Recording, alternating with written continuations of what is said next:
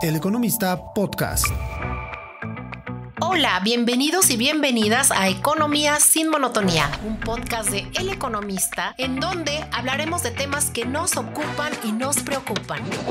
Del otro lado de la línea, encantado de estar con ustedes. Vamos a entrar en materia. Hola, yo soy Ana María Rosas, editora de la sección de Finanzas y Dinero de El Economista. Como siempre, muy contentos de que nos acompañen en donde quiera que se encuentren. Bueno, pues ya estamos a la mitad de marzo.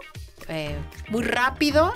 Bueno, hay noticias importantes en el sector financiero. La semana pasada hubo un cambio, renunció el secretario de Hacienda, Rogelio Ramírez de la O. Esto ya se había dicho, él había dicho que se iba, de hecho había dicho que se iba en diciembre, se quedó unos meses más acompañando a la presidenta Claudia Sheinbaum y bueno, llegó en su lugar, Edgar Amador, quien ya estaba como subsecretario de Hacienda en lugar de el doctor Gabriel Llorio.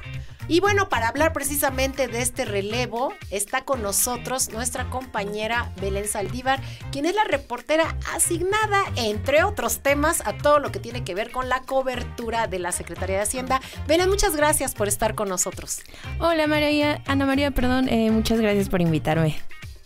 Pues es un gusto que estés con nosotros y bueno, yo quisiera comentar antes que nada que el nuevo secretario de Hacienda es egresado de la UNAM, es economista, tiene un posgrado en el Colegio de México, no es para nada un improvisado, él estuvo trabajando como secretario de Finanzas en el gobierno de Miguel Mancera, después fue asesor de la actual gobernadora del Banco de México, entre otros trabajos que ha tenido, o sea que bueno, conoce. ¿Cómo ves tú este relevo, Belén, la llegada de Edgar Amador, que finalmente ya lo conoces porque estuvo ya antes en la subsecretaría de Hacienda? Sí, así es. Edgar Amador llegó con la presidenta Claudia Sheinbaum en octubre pasado y pues bueno, prácticamente estuvo siendo la mano derecha de Rogelio Ramírez de la O.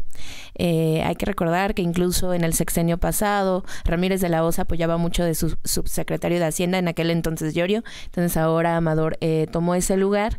Como dices, pues no era mucho la sorpresa de Ramírez de la O afuera de Hacienda, ya se veía venir desde hace mucho tiempo, se sabía, ¿no? Se comentaba mucho de que él ya quería dejar el lugar, ahora quedó como asesor de asuntos internacionales de la presidenta y entra pues Edgar Amador, que cumple con todo el perfil, es adecuado. Apenas la semana pasada también fue su ratificación en la Cámara de Diputados y pues bueno, creo que vale mencionar que esto se da también en un periodo en donde estamos viviendo una incertidumbre, ¿no? Sí, o sea, es un escenario totalmente diferente al que se tenía cuando llega él a la Secretaría de Hacienda, ¿no? Un presupuesto de egresos de la Federación que, aunque lo elaboró el exsecretario Ramírez de la O, pues seguramente tal vez él lo conocía, él hereda eso, pero pues ese documento ya lo va a tener que hacer a un lado porque las perspectivas son totalmente diferentes, ¿no? En los criterios generales de política económica había un rango de crecimiento que el puntual es de 2, ¿no? De 2 a 3, puntual de 2.3 o más menos.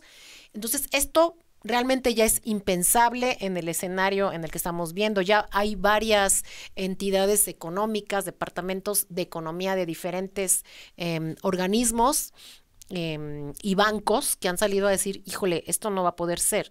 El más reciente fue ayer la OCDE, la Organización para la Cooperación y el Desarrollo Económicos, y dicen, en un escenario con aranceles, o sea, esto es una caída del Producto Interno Bruto de 1.3% y sin aranceles vas a crecer 0.1%, que es nada. Entonces ya desde aquí, pues adiós a eso. El estimado de inflación también, que era de cercano al 4%, creo que también difícilmente se va a lograr, porque los precios, pues esto sigue, el consumo pues está bajando, la recaudación, pues para crecer hay que recaudar. La recaudación, la gente está teniendo pues mucho cuidado al momento de gastar, ¿no, Belén? Entonces, no sé cómo veas tú este escenario. Pues sí, como dices, ¿no? El paquete de este año, el paquete económico se hizo pensando solamente en la consolidación fiscal, ¿no? O sea, el gobierno tenía ese objetivo, bajar el déficit fiscal o, para que se entienda mejor, el endeudamiento a 3.9% del PIB. Y ese era como el mayor reto que tenían. Y estaban dejando un poco de lado lo de Donald Trump, porque primero, para muchos creo que sí fue una sorpresa que volviera a ganar, ¿no? O sea, Así se esperaba es. que pues también Estados Unidos tuviera su primera presidenta Así mujer es. y no se logró. Y luego, segundo, creo que también pensaron que todo esto de el presidente Trump se iba a quedar como otra vez retórica, ¿no? Como pasó en su primer mandato. Así es. Ahora ya, o sea, lo ha pospuesto, pero Trump empieza a jugar con esto y la incertidumbre en la que estamos viviendo es ya, o sea, no creo que deje de lado el reto de la consolidación fiscal, pero lo está dificultando. Así ¿Por qué? Porque este año se plantean recortes al gasto y mayor recaudación, pero pues sí tenemos, o sea, si entramos en una recesión que pueden hacer para incrementar la recaudación. Sí hay fondos de estabilización, sí ahorita deben de tener unos 100,000 millones de pesos, pero ¿qué tanto esto puede ser suficiente, no? Y pues bueno, una de las primeras visiones que vamos a tener, por así decirlo, del nuevo secretario van a ser los precriterios generales de política económica que se deben de entregar en abril, ¿no? A finales de este mes. Tienen hasta el 1 de abril, si no me equivoco, pero ya en 2 semanas. Y ahí seguramente vamos a ver alguna revisión al crecimiento. Sí, yo creo que no hay de otra. Tiene que revisar el crecimiento, el precio del petróleo. Amigos, amigas, este podcast se graba un martes y resulta que por la mañana pues ya hubo nuevamente bombardeos, ¿no? Bombardeos en la zona de Gaza, ¿no? Entonces, pues esto es una cuestión que no se esperaba y pues aquí le pega a los precios internacionales del petróleo. Y aun cuando la economía de México ya no depende tanto del petróleo, pues todavía ahí está, ¿no? Está que Pemex, ahorita platicamos de eso, Belén. Pemex, que es como otro pendiente que tiene el secretario de Hacienda, ¿no? Las finanzas de Pemex, ¿no? Sí, o sea, Pemex también es todo un caso.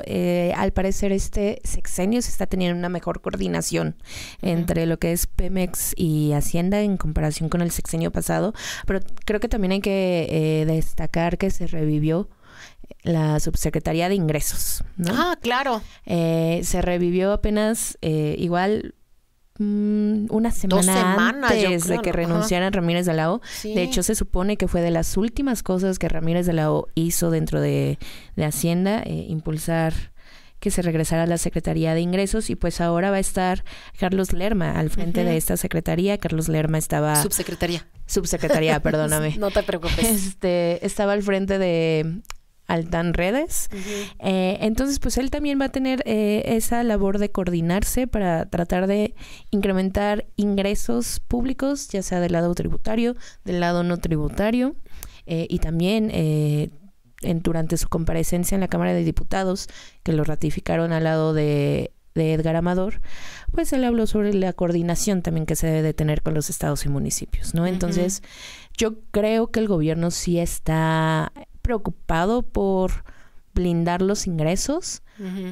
Es una realidad, pero tal vez pueden verse todavía un poquito confiados o mostrarse optimistas frente a la gente.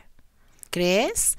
Oye, y también está esto que lo dijo incluso el propio Ramírez de la O hace un par de semanas o quizá más, cuando él habla de las reservas internacionales, ¿no? Porque finalmente pues estamos en una situación muy complicada con esta cuestión de los aranceles, y él decía que las reservas internacionales, que ahorita han de estar por un poco más de 200,000 millones, me parece que ya llegamos, que eran suficientes a ver si no estoy mintiendo, para 3 meses, para cubrir entre 3 y 4 meses, me parece, ¿no? 3 meses. 3 meses de nuestras exportaciones, ¿no? Entonces, pues finalmente también están las reservas, también está el dinero o la línea de crédito flexible con el Fondo Monetario Internacional, que está a unos 52,000 millones. De dólares. Entonces, de dólares, Ajá, sí, es importante decir que son de dólares. Entonces, este recurso puede servir, pero su finalidad es otra. Esto es para la parte de las exportaciones, ¿no? Con esta parte de los aranceles. Y el otro dinero de los fondos, ese sí lo podemos utilizar. Sí, para ese sí se puede utilizar. Gasto corriente, por así decirlo, ¿no? Sí, está el Fondo de Estabilización de los Ingresos Presupuestarios, que ese prácticamente justamente fue en la pandemia del COVID, durante la crisis del 2020, que se vació. Cayeron los ingresos y se utilizó casi por completo. O sea, quedó... En aquel tiempo había unos 200,000 como 200,000 de pesos. Sí. Quedaron como 9,000 millones. 10,000 millones a lo mucho. Ajá. Se ha tratado de seguir nutriendo conforme ha avanzado el año, pero ahorita nada más tenemos 100,000 millones de pesos. O sea, entonces, si se cae la economía... No duran para nada, no alcanzan para nada, ¿no? Entonces sí son situaciones complicadas. Y hay otra variable que me gustaría poner aquí, las calificadoras, ¿no? Las agencias calificadoras luego las vemos así como de lejos, pero finalmente pues la deuda tú puedes colocarla, es como el buró de crédito, ¿no? Para nosotros, las personas comunes y corrientes, que si en el buró de crédito tenemos una mala calificación, nos van a dar una tasa de interés más alta. No, si nos van a prestar los 10,000 pesos que estamos pidiendo o para nuestro coche, pero con una tasa de interés mayor. Y es lo mismo que pasa con el país, ¿no? Si ahorita está pagando tal o cual tasa de interés, pues va a tener que pagar más, dar un premio mayor a los inversionistas que quieran entrarle a la deuda de México, ¿no, Belén? Sí, así es. Y de hecho también mencionar que apenas en la mañana también la presidenta Sheinbaum reaccionó a este aviso de la OCDE, ¿no? A su revisión de crecimiento, y ella vuelve a decir, tiene la misma narrativa que el gobierno pasado de no endeudamiento, incluso vuelve a repetir lo que ya sabíamos, ¿no? En pandemia otros países se endeudaron, México no, pero hay que pensar que se sacrificaron cosas. Sí, y si de por sí para este año ya estamos con recortes antes de todo incertidumbre, yo creo que incluso en los precriterios podríamos ver un poquito más de recortes para poder ajustar ahí, lograr el déficit. De recortes en el presupuesto. Así es, en el gasto. Y teníamos recortes en educación, seguridad, infraestructura, salud, medio ambiente. O sea, son recortes en rubros muy importantes. Sí, porque es que ya no hay de dónde, como se dice vulgarmente, la cobija no alcanza y pues alguien tiene que jalar más, pero para que yo me tape, pues tengo que destapar al de junto, a otra secretaría, a otra dependencia. Está también el dinero para las pensiones, Belén, que cada vez es mayor. Sí, cada vez creo que incluso es mayor ya que la inversión física que se hace, que el costo financiero, es otra de las obligaciones y es otro de los rubros que se come el presupuesto. Así es. Y si suben las tasas de interés a nivel mundial, pues esto va a ser... El costo financiero también. Aunque siempre las autoridades hacen énfasis en que ya la deuda en dólares o en denominación, en monedas que no sea el peso, ya no es tan alta como llegó hace en algún momento, pero pues también en pesos debemos y también en pesos se tiene que pagar una tasa de interés, ¿no? Así es. El gobierno pasado intentó cambiar mucho el porcentaje de la deuda que estaba en moneda extranjera. Predomina ahorita la deuda en moneda nacional. Debe de ser como un 60-70%. Sí, más o menos.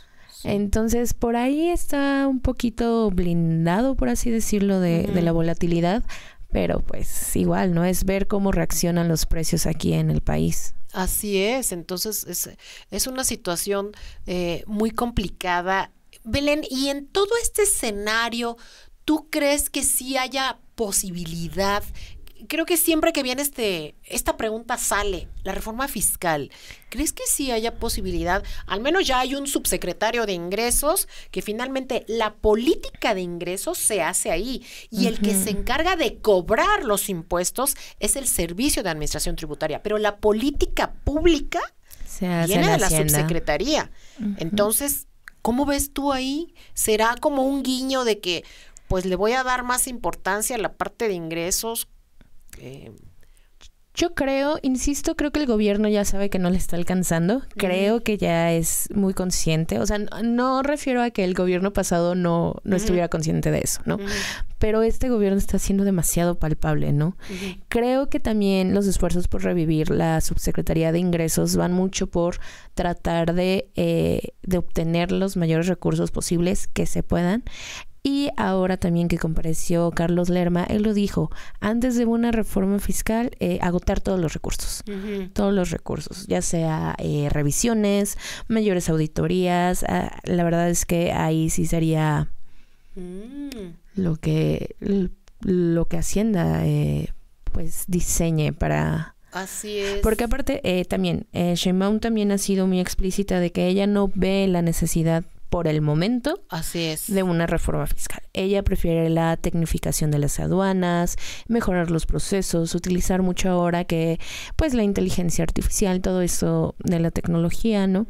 Simplificar los procesos, porque tal vez para muchos mexicanos y mexicanas sí, es muy complicado. Un dolor de cabeza. Pagar impuestos es un dolor de cabeza. Aunque quieras, de repente es como... Y son gastos también. Sí, son muchos gastos. Tienes que pagarle al señor contador que te va a ayudar, porque cuando vas tú solo, pues si te equivocas en algo... Pagas multas, recargos. Y ni sabes por dónde, ¿no? Entonces, y cuando seas asalariado, el día que quieres, porque aunque seas asalariado, tienes derecho a presentar tu declaración anual de impuestos, porque, bueno, hay gastos que se pueden deducir. Por ejemplo, que si tú tienes a tus hijos en una escuela privada o si falleció algún familiar, todos estos son gastos deducibles, el dentista, como decíamos, los seguros de gastos las médicos aportaciones mayores, voluntarias a la Afore, todo esto. Entonces, pues cualquier persona, cualquier contribuyente puede presentar su declaración, ¿no? Aparte de los que están obligados, que bueno, aquí no vamos a decir quiénes en este momento, pero realmente está esta parte, ¿no? Entonces, es bien difícil.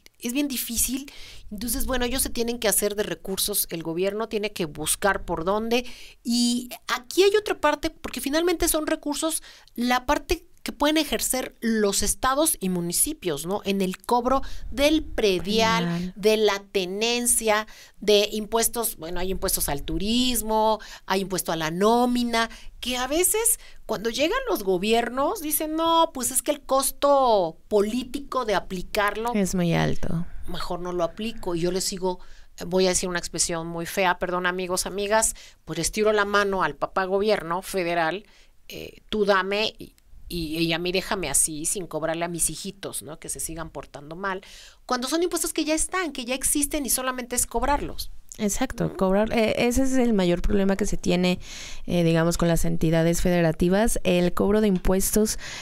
Por ejemplo, creo que el predial representa 0.25%. Ni siquiera 1% del PIB. O sea, es nada lo que se recauda. Entonces, también ahí es lo que decía el nuevo subsecretario de Ingresos, la coordinación con las entidades, ¿no? Porque también es eso, tienes que crear una política pública para que también la población no lo vea como un ataque hacia sus finanzas, ¿no? Hacia me quieren quitar mi dinero y para no ver arreglos en los servicios públicos, ¿no? Para que no tenga atención de salud. Para que no tapen los baches, ¿no? Que es lo que todo el mundo dice. O sea, lo primero que ves afuera de tu casa. Sí, o sea, lo más cercano, ¿no? O que no, ¿cómo se llama? Bueno, limpiar las coladeras, ¿no? O sea, algo tan básico, o sea, yo ya soy más grande que tú, Belén, pero antes pasaba alguien a limpiar las coladeras, sí le dabas una lana, pero pasaba alguien y ahora, yo no me acuerdo, yo creo que llovía igual que ahora y nunca se inundaba mi colonia, y ahora ves unos charcos que, bueno, necesitas salir con tus botas, voy a decir aquí una marca que creo que ya no existe, los Bubble Gummers famosas, tus botitas de plástico para poder salir de tu casa, ¿no? Entonces, es un panorama complicado. ¿Hay algún otro aspecto que crees tú que tengamos de qué hablarles a nuestros amigos y amigas que están escuchándonos? Creo que ya los tocamos todos, ¿verdad? Sí. Sí, no, o sea, creo que sí es eso. El mayor problema ahorita va a ser la incertidumbre que estamos viviendo.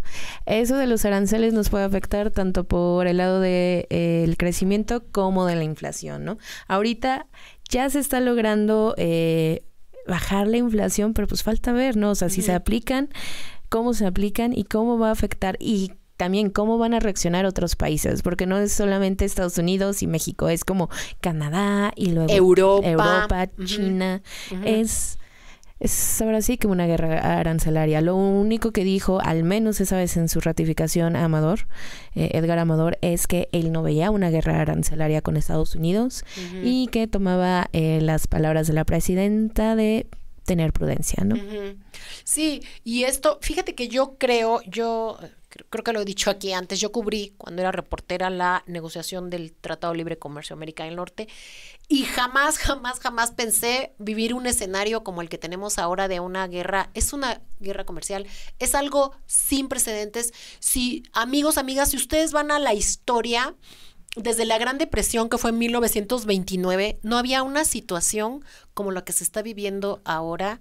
Es inédita el hecho de que yo te pongo aranceles y luego yo te los regreso y luego China dice a mí no me importa, entonces yo no voy a dejar que entren tus carros. Entonces aquí en todo esto está México porque es nuestro principal socio comercial.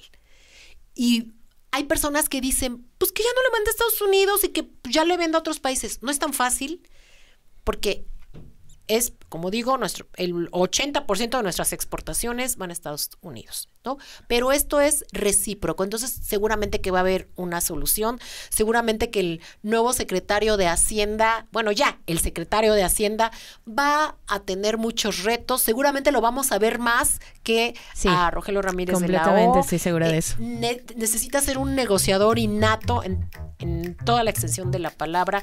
Sabemos que tiene las aptitudes para hacerlo, que tiene las cartas credenciales. Y tiene la intención, porque aunque ya no existe su blog, tenía un blog donde él intentaba que la economía fuera entendible para la gente. O sea, como que no se quedara en los círculos de economistas o las élites. Y eso es algo muy importante porque es lo que tratamos de hacer aquí precisamente, explicar de la manera más sencilla. Amigos, amigas, a veces no se puede, pero de veras que tratamos de hacerlo. Y les agradecemos que nos escuchen donde quiera que se encuentren. Ojalá este podcast les dé un poquito más de claridad y si no es así, les ofrezco una disculpa. Gracias, Belén, como siempre, por estar con nosotros. No, muchas gracias a ti, como siempre, por invitarme. Amigos, amigas, y bueno, como siempre los invitamos a escuchar toda la oferta de podcast que es muy rica, cada vez hay más. Y bueno, suscríbanse al Economista para que estén día a día checando esta información y entren al portal porque también es algo muy interesante, la información en tiempo real, ahí con todo nuestro equipo de reporteros, columnistas, editorialistas. Y bueno, yo soy Ana María Rosas, hasta la próxima.